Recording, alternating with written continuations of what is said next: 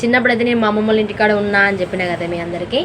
అప్పుడైతే టీవీ ఎవ్వరికి ఉండేది కాదు, అంటే వాడకు ఒక టీవీ లేకుంటే ఊర్లో ఒకరిద్దరికి ఉండేది టీవీలు అంతే.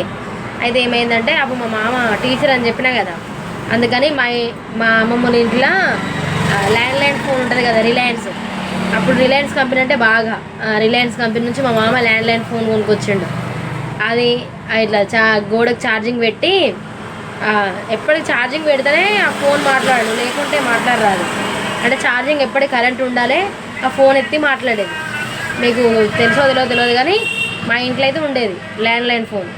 అయితే అట్నే మా ఇంట్లో టీవీ ఉండేది, అమ్మమ్మ వాళ్ళ ఇంటికాడ టీవీ ఉంటే చుట్టూ వాడగట్టోళ్ళు అందరూ వచ్చి మా ఇంటికానే ఊకుంటోళ్ళు.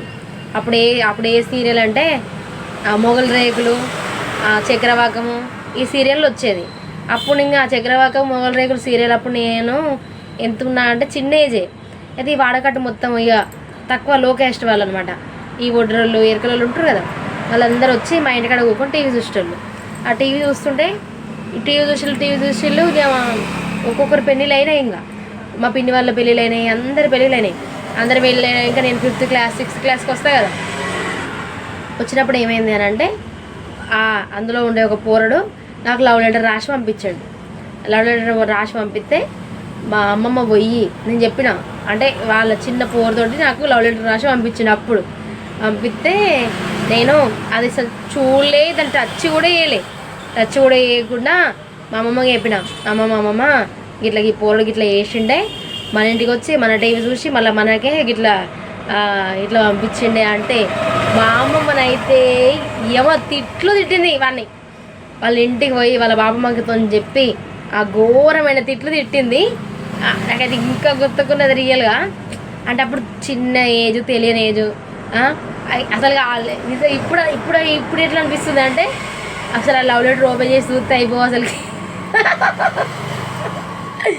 ఏం రాసి ఉందో.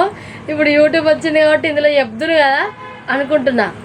అంటే అట్లా అసలుకి నాకు ఫస్ట్ లెటర్ అంటే ఆ పోరడు పంపించాడు. ఇప్పుడు అట్లా అంటే అన్న తమ్ముడు చెల్లె ఇప్పుడు, కానీ అప్పుడు అంటే ఏం తెలియని ఏజ్లా అంటే వీళ్ళు బాగా రిచ్ అనుకున్నారు కావచ్చు. ఎందుకంటే వాడోళ్ళు మొత్తం టీవీ మా ఇంటికే చూడడానికి వచ్చేది కదా, అందుకని వీళ్ళు బాగా ఉన్నోళ్ళు అనుకొని ఏమనుకోని మనకు తెలియదు. కానీ అంతా మనం లేకనే వాళ్ళ ఇంటికాడ ఉంటున్నామని అప్పుడు ఎవరికి తెలియదు కదా. అప్పుడైతే నేను చిన్నప్పుడైతే అమ్మ వాళ్ళ ఇంటికాడ ఉండేది.